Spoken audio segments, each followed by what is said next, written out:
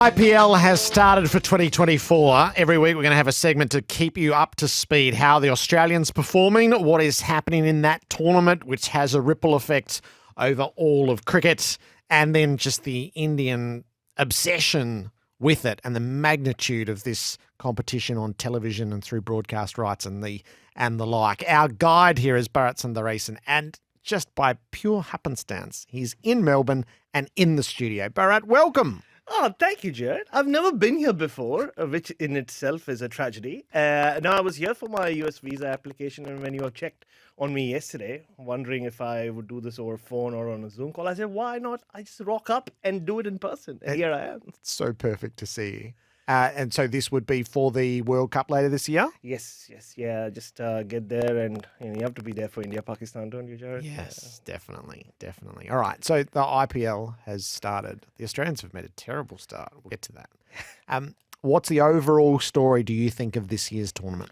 A couple of things. For the second year running, it's free everywhere in India. So regardless of what strata of society you belong to, and now everybody in India has a mobile phone and internet.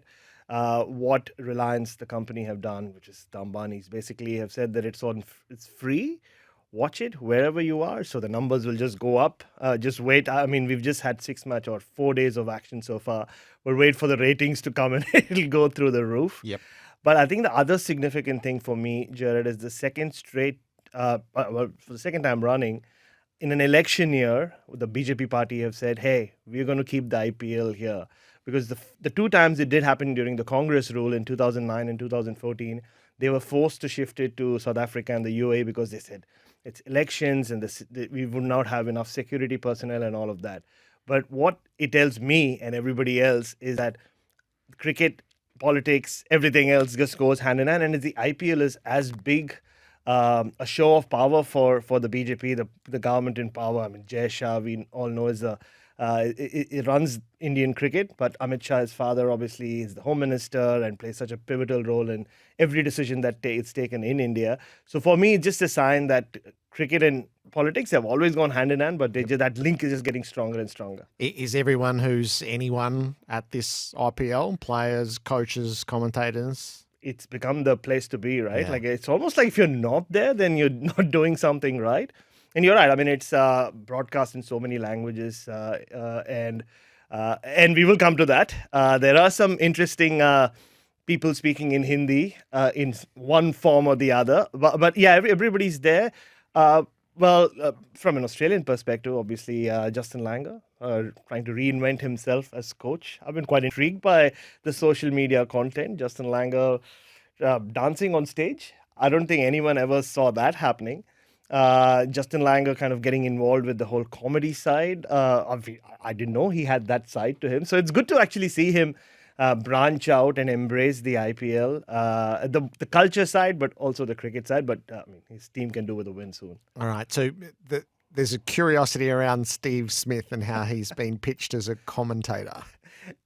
It's quite something. And it caught me off guard. I was just scrolling through social media the other day, and there was Steve Smith explaining how Virat Kohli plays the drive. And then I heard Steve Smith speak in Hindi. I almost fell off my seat because it sounded just like Steve Smith, Jared. And then I had to do some digging, and I found out what Star Sports are doing is they're using AI to make Steve Smith or make the Hindi sound like it is Steve Smith speaking. It's like AI Steve Smith speaking in Hindi. There's also clips of AI Pat Cummins speaking in Hindi, promoting something else. I don't know what kind of world we are living in, Jared, but it's bizarre, and it is scary. The first time you hear him, especially if you understand Hindi, your first thought is like, Steve Smith learned Hindi very quickly. I've heard him say one line in Marathi years ago when he was Pune captain. But he's blending in nicely. Stuart Broad and him are playing Holi last night, I saw. So that's a relationship I never thought we would see much. But they seem to be hanging out with each other a lot. So this is the shift from the playing days to the commentating days and a little glimpse of the future. Already, I think. I mean, look, Steve Smith, we don't know whether he's going to feature in that T20 World Cup squad. Now that he doesn't have anything to really make a mark in or make an impression on the selectors with, because the selectors are watching the IPL like they told us. So maybe it's he's just dipping his toe in to see if this works out for him. I mean, it was kind of, he was thrown into the deep end. His first appearance on Star Sports, he was in a studio where he was surrounded by everyone else speaking in Hindi. Even AI Steve Smith could not bail him out. You could see poor Steve Smith trying to like laugh at the couple of English words that get spoken. But yeah, it's a pretty challenging gig to be there in the IPL. I don't think he's doing ball by ball. I mean, he's not in commentary boxes, but he's doing more studio work. And I'm glad that they're using him more for the technical side for now. The technological side of what's happening in the IPL and what the implications of that might be for international cricket. So what are the changes that have been made this year? So one of the biggest criticisms about the IPL has been the length of the matches. I think we've spoken about it as well in previous years. Some matches just go on forever. Like 5-hour T20 matches is not what it's about. Even though the sponsors are happy. It's India. Everybody stays up late. Even the kids do. But what they've done this time is they made the Hawkeye guys. So 2 Hawkeye operators are sitting in with the third umpire. So one thing, what it means is obviously the conduit, which was the director. You'd always hear, if you've watched any cricket match in the last 10 or so years, the third umpire referred to the director. So that's not happening. So the Hawkeye operators are feeding him live images. But also, traditionally, Hawkeye has been used only for edges and LBW. So now they're using Hawkeye technology for everything, even outfield catches and even those tricky ones where there's a relay, someone jumps up in the air and tosses the ball back. There are 8 Hawkeye cameras all around the ground, and they weren't really being put to use. That's finally happening. So already in the last 5-6 games we've seen so far this season, quicker decision rate. So you're not hanging on for forever.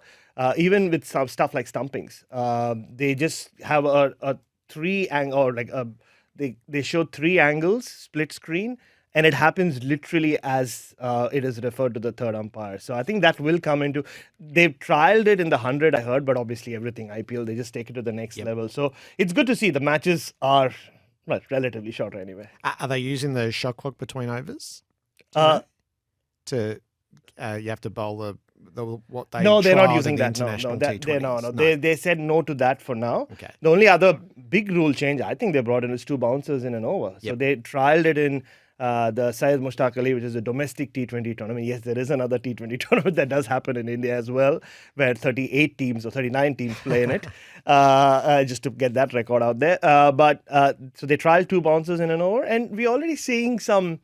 The bowlers have a bit of an extra say because earlier, wherever you see T20 cricket, as a fast bowler, you bowl 1 bouncer and then the batter can just line you up. Now you can space it out, and just some of the bowlers have come out and said it's made, it's brought them into the game a lot more. And I think it has also resulted in 60% of the game so far, very early stages, the team defending totals has won.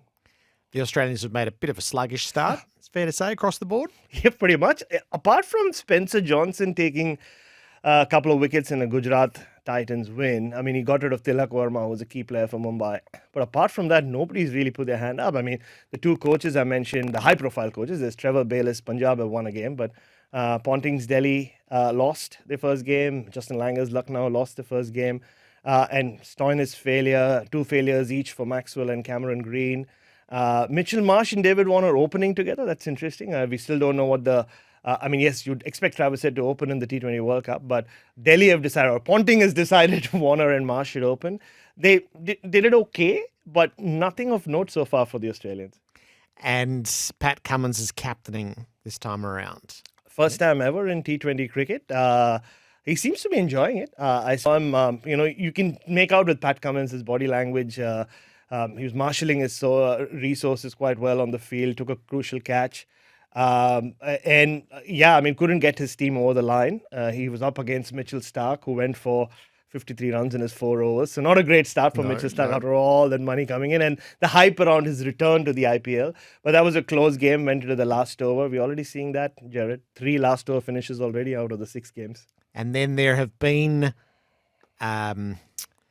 almost power struggles that have played out in a couple of iconic Indian figures which have the crowds engaged in a degree of uproar. Ooh, there was a fight that broke out in Ahmedabad, the Hardik Pandya group versus the Rohit Sharma group. So Hardik Pandya captained Gujarat Titans in their first 2 years, won the IPL with them 2 years ago. originally from Mumbai. Mumbai Indians made Hardik Pandya.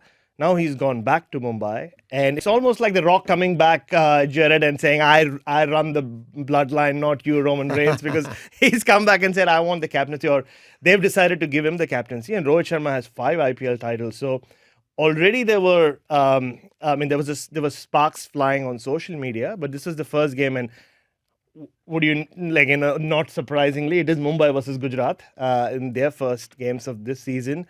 Happening in Ahmedabad. And yeah, he was booed every time. From the time he tossed the coin to the time he walked out to bat or bowl, he's being booed. Rohit Sharma's on the boundary. They're all cheering for him. Like I said, a fight broke out. And social media is cruel, isn't it? All these clips of Jasprit Bumrah laughing with Rohit Sharma. And it's classic wrestling angle. And in a way, it's something the IPL has needed. Like that parochialism hasn't always been there, like you see in the AFL and everywhere else, or in English soccer especially. But this is the first time we're seeing this kind of power struggle being played out so publicly. Even though Hardik and Rohit have obviously said, no, we are pals and we are doing what's best for Mumbai. Chennai is different. MS Dhoni has been captain for so long. He tried giving up captaincy 2 years ago, and then halfway through that season, Chennai said, "No, please take the captaincy back." This time, in classic MS Dhoni fashion, he left it so late that they had the captain's photo shoot, and he just didn't rock up. They were like, "Where's MS Dhoni?" And they're like, "Oh, actually, MS Dhoni's quit as captain and Ruturaj Gaikwad as captain."